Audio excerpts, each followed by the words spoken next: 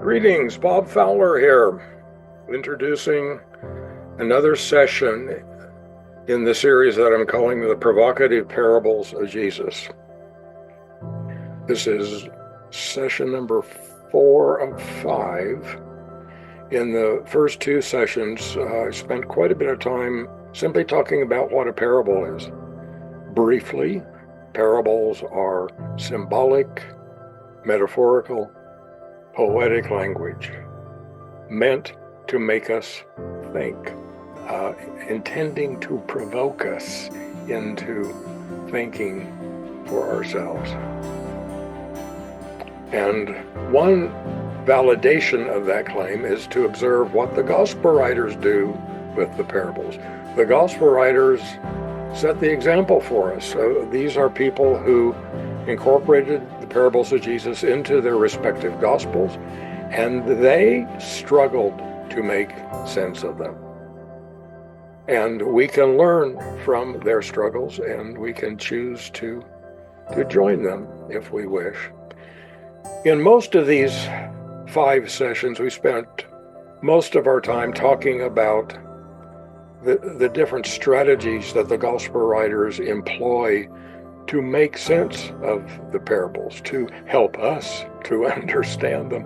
At least they're trying to help us to understand them in the way that they understand them. We can recognize, we can become familiar with their strategies, and then we can choose to go our own way. We can either follow along with them and go down the road that they chose to travel, or we can choose to find our own way.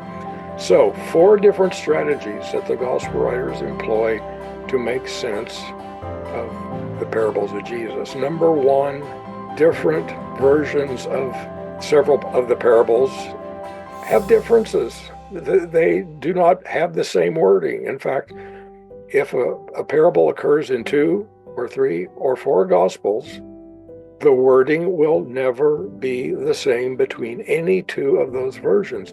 Someone is introducing differences in wording in every instance. No 2 versions of any one parable are the same. They are different.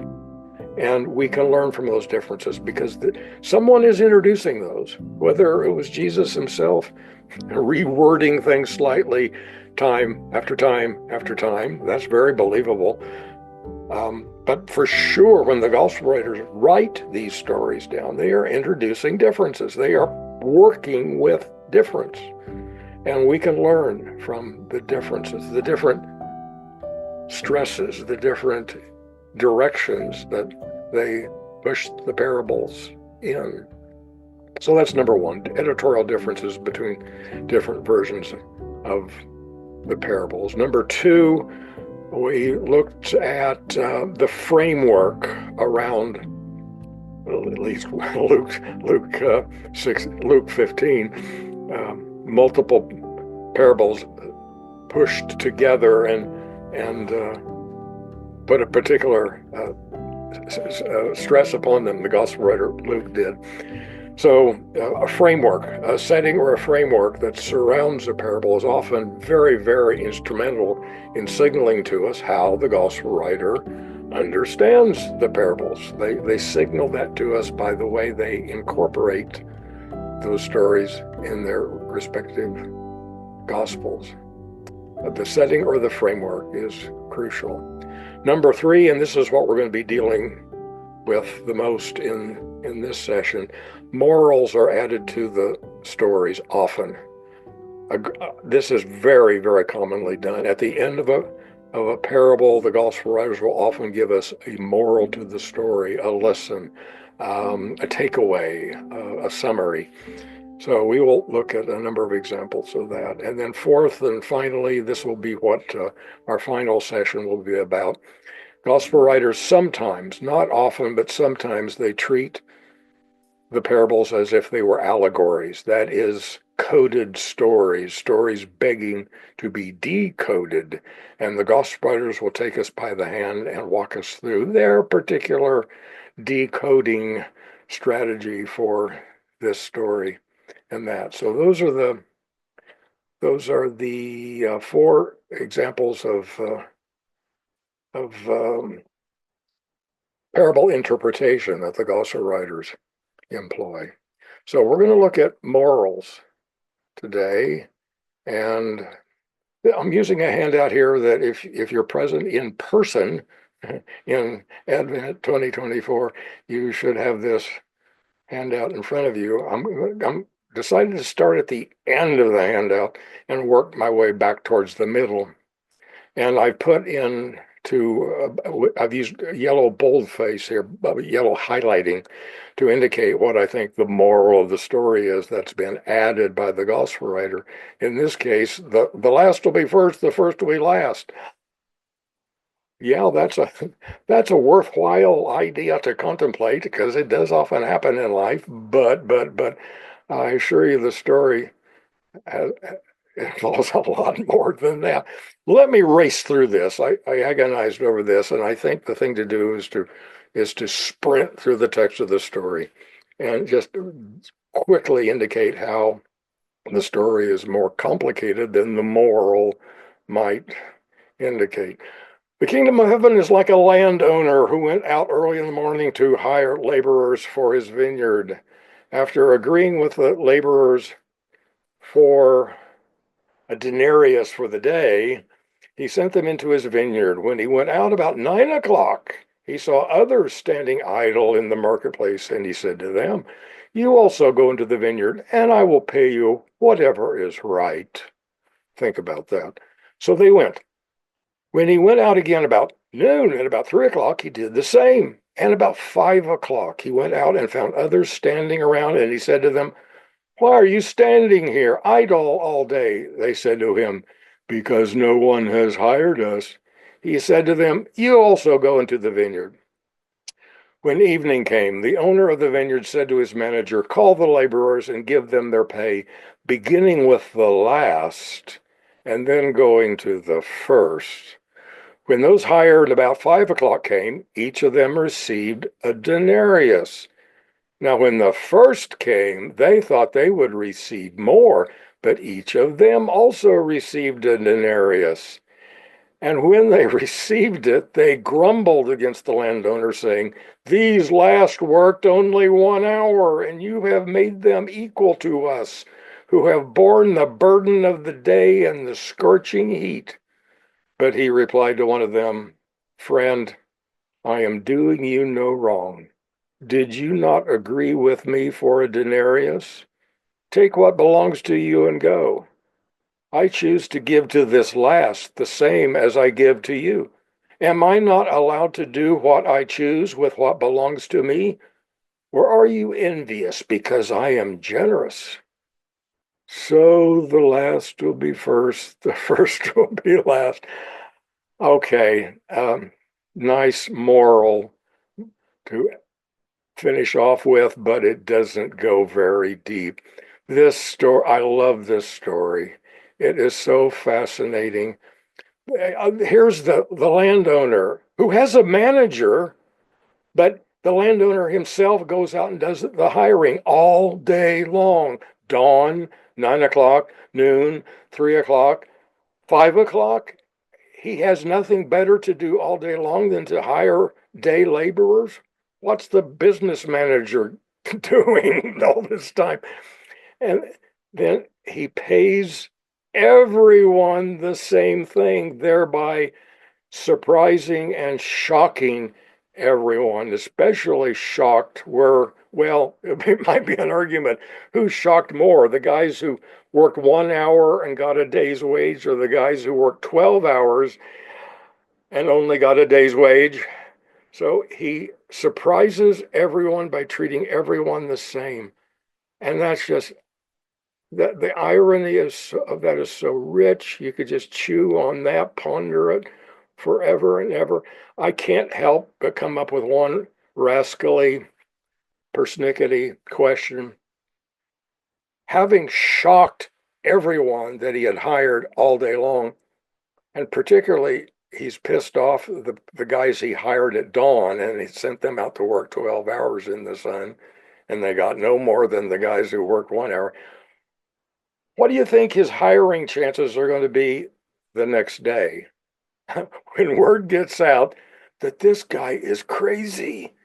If you work 1 hour for him, you get a day's wage. I guess suppose everyone shows up at the marketplace at 5 o'clock the next day, hoping to work 1 hour and get a full day's wage. The possibilities for this are endless. Let's see. Let's go on. This is this story. I'm calling it the feast, and we're going to look at this next time. Uh, because it's really a case of an allegorical interpretation. Over here in red, once again, red means I think these are pretty close to the original, pretty close to what Jesus said. So go with the red. Over here in Matthew, though, Matthew has worked an allegorical interpretation into the story itself, and we will unpack that a bit next time because it's an incredible retelling of the story, wildly different from the versions over here in Luke and in Thomas. But I just wanted the moral of the story down here. Many are called, but few are chosen. Okay, yeah, that makes sense. But the story is radically, wildly retold, and there's an additional story added on, which is even weirder, even wilder. So we will come back to this next week. So stay tuned, or see you next week, or view the next video if you're accessing this that way. So many are called, but few chosen. Okay, nice, got it. Well, let's back up. Let me see, what have I got? Unmerciful servant. Now, here's a case this is in Matthew. And in the yellow at the beginning and the yellow at the end, we get the clue. We're told very straightforwardly what Matthew thinks this story is about. Peter came to him and said, Lord, if my brother or sister sins against me, how often should I forgive? As many as 7 times? Jesus said to him, not 7 times, 77 times. And at the end, my heavenly Father will also do to you if you do not forgive your brother or sister from your heart. So Matthew has set this up from beginning to end to be about brethren, brothers and sisters, doing each other ill and then needing to forgive each other. But let's race through this story itself and see what it says. It's again more interesting, more overflowing with twists and turns than the helpful suggestion that Matthew gives that it's about brothers and sisters forgiving each other. For this reason, the kingdom of heaven may be compared to a king. Watch out for kings because they can be rascals. Compared to a king who wished to settle accounts with his slaves, slave culture. The Old Testament, New Testament is full of slaves and masters. When he began the reckoning, the king, one who owed him 10,000 talents was brought to him. And as he could not pay, the Lord ordered him to be sold, together with his wife and children and all his possessions, and payment to be made. So how much is 10,000 talents? A talent here is a unit of money. It's monetary. Talent that word has a different meaning for us at this end of history, but back then a talent was a measure of money, and 10,000 talents is an unimaginably large sum. Let's call this, in today's terms, let's call this $1 billion. So this king has this slave that owes him $1 billion. The guy can't pay it. So the Lord, the Kyrios, commands that he be sold into slavery, his wife and children, all his possessions seized and sold. Cruel, but the guy owes him a fortune. So the slave fell on his knees before the king, saying, have patience with me and I will pay you everything. And out of pity for him, the Lord of that slave released him and forgave him the debt. Forgave him the debt. The guy owes $1 billion, and the king says, oh, never mind. It's okay. Forget it. No obligation. $1 billion? Yeah, that's what the story says. But that same slave, as he went out, came upon one of his fellow slaves who owed him 100 denarii. Let's call this $100. Okay. So slave number one is forgiven a debt of $1 billion. Then he has a fellow slave who owes him 100. And what does he do? The same slave went out, came upon one of his fellow slaves who owed him $100, seized him by the throat, and said, pay what you owe. Then this fellow slave fell down and pleaded with him in very familiar words, have patience with me, I will pay you. But he refused. Then he went and threw him into prison until he would pay the debt. When his fellow slaves saw what had happened, they were greatly distressed. They went and tattled. They told their lord all that had taken place. Then the lord, this king, summoned the first rascal and said to him, you wicked slave, I forgave you $1 billion because you pleaded with me. Should you not have had mercy on your fellow slave who owed you only 100?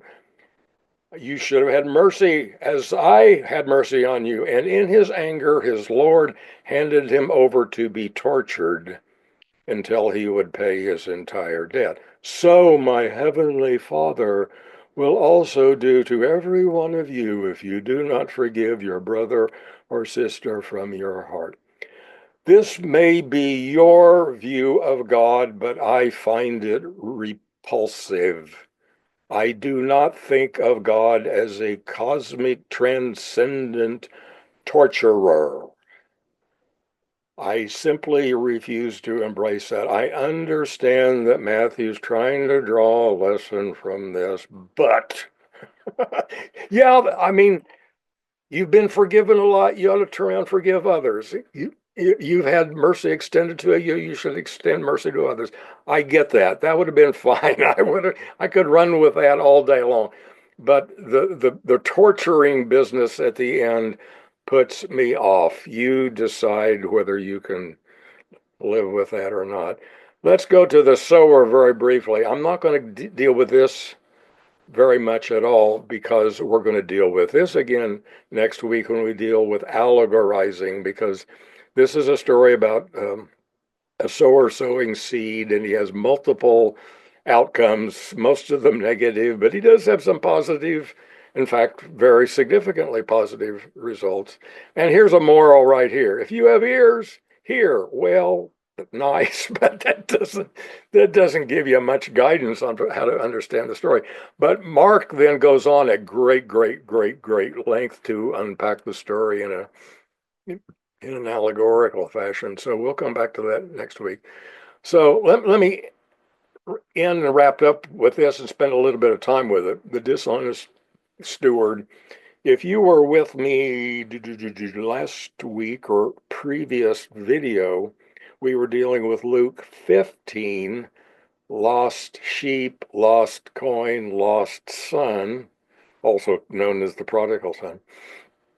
But this follows immediately in Luke 16, and this story, I'm pretty sure, is only in Luke.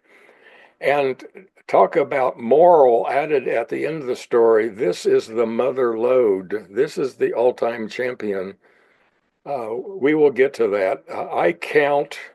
By my count, I find 1, 2, 3, 4, 5, 6 morals added to the story, and some of them contradict each other. So we'll get to that. But let me first read this maybe a little more slowly and unpack this a bit. Once again, in my work with the parables this summer, this fall, again and again and again, I've been struck by how common it is for Jesus to tell stories that are set in a fairly elite, privileged social class. We're talking about rich people, landowners, kings. I think Jesus himself was a peasant, and I think he was telling these stories to other peasants, and I think he's poking holes in elite culture. That's one of my takeaways. Let's see how you what you think of this. Jesus said to the disciples, there was a rich man who had a manager. So there we go. We're got a rich guy who was a business manager, and charges were brought to him that this business manager was squandering his property. So he summoned him and said to him, what is this that I hear about you? Give me an accounting of your management, because you cannot be my manager any longer. Then the manager said to himself, what will I do now that my master is taking the position away from me? I am not strong enough to dig. That may mean dig in mines, underground, in the dark, hard work, liable to kill a person. I'm not strong enough to dig. I am ashamed to beg. I have decided what to do, so that when I am dismissed as manager, people may welcome me into their homes.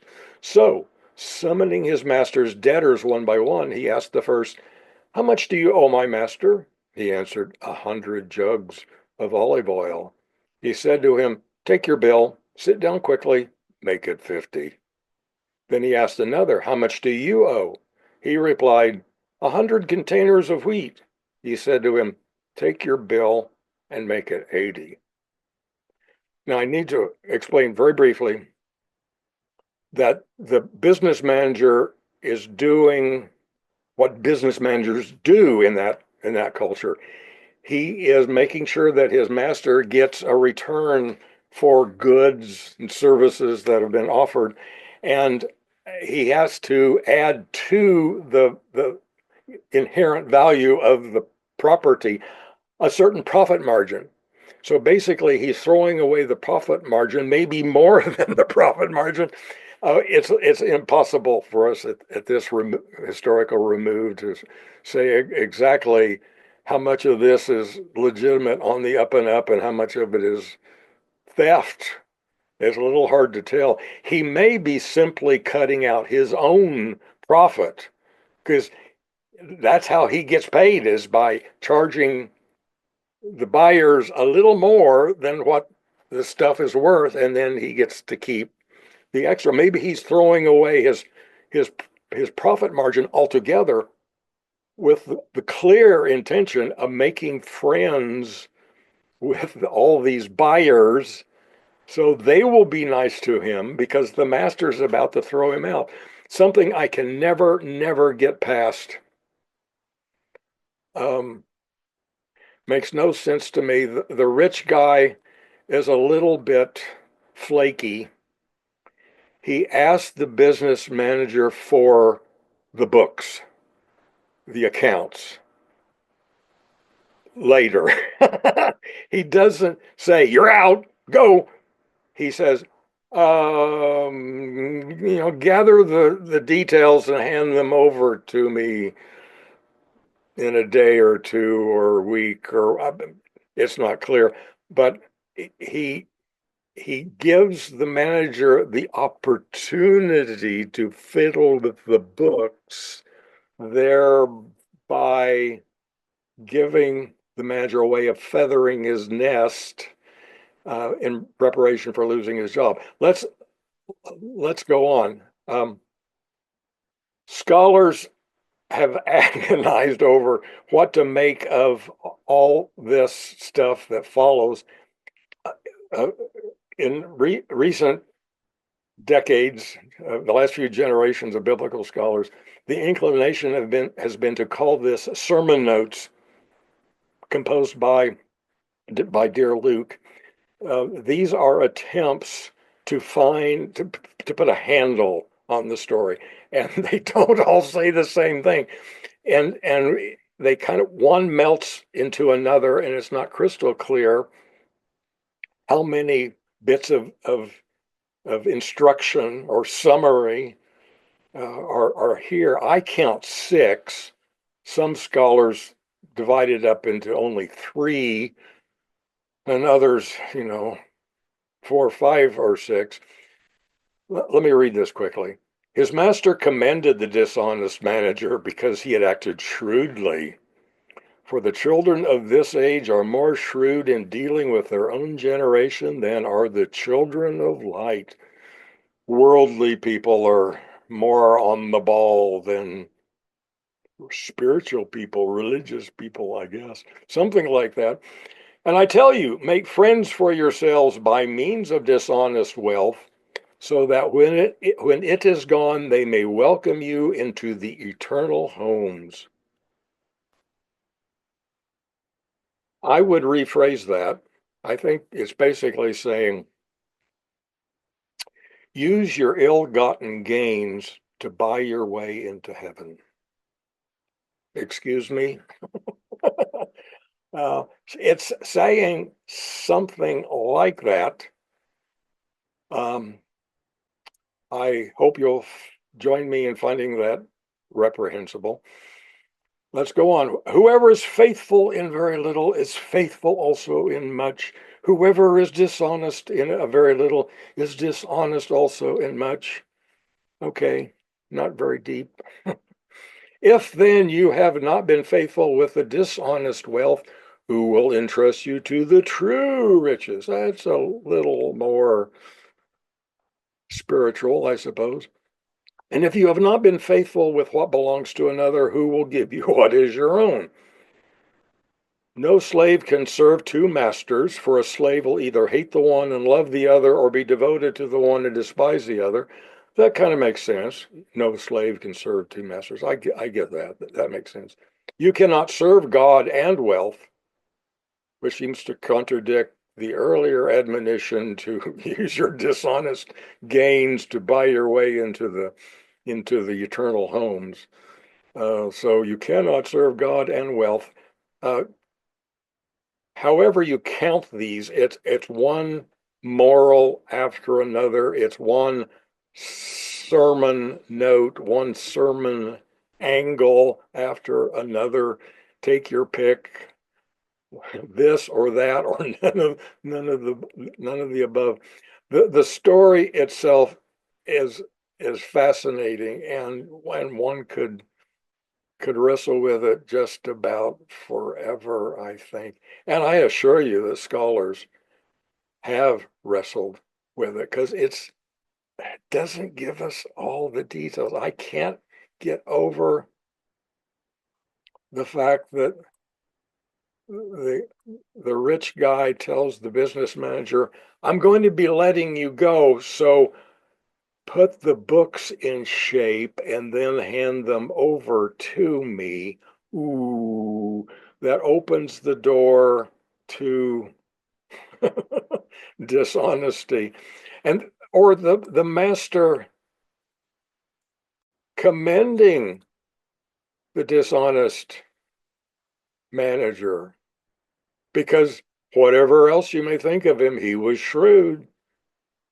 He was shrewd. Yeah, he was. To the extent to which he's simply giving up his own profit margin, or perhaps is even eating into what is properly the return that the master should receive. That's not clear. That's not clear at all. But it's remarkable that the master commends the dishonest steward. I put this in yellow because I think it's Luke. I think, but I can't be sure. I can't be sure. And I think the Greek here for master is kyrios, which is the word we often translate as Lord. And you kind of wonder whether was this the Lord Jesus commending the dishonest manager? I don't think so, but possibilities. So enough, I think. I think. Morals added to stories. There's no end to to them, and sometimes they make perfect sense. The first will be last, the last will be first. Hear, listen, understand. Okay, I get that. That's pretty obvious. Many are called, but few are chosen. A little more depth, a little more content to that, I will grant. So the ghostwriters, God bless them, are doing their best to make sense of these rascally, provocative, puzzling stories. And we can learn from them and join them in the wrestling match with these provocative parables of Jesus. I think that will do. Thanks for participating. Blessings, grace, and peace.